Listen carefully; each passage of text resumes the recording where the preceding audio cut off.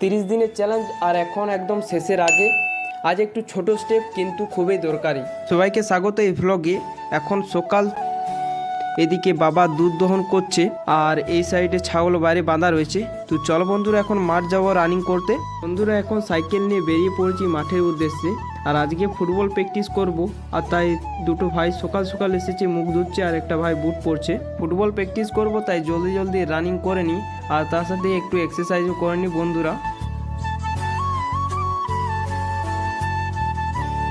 আজকে সবচেয়ে আকর্ষণীয় জিনিস হচ্ছে এই ফুটবল প্র্যাকটিস।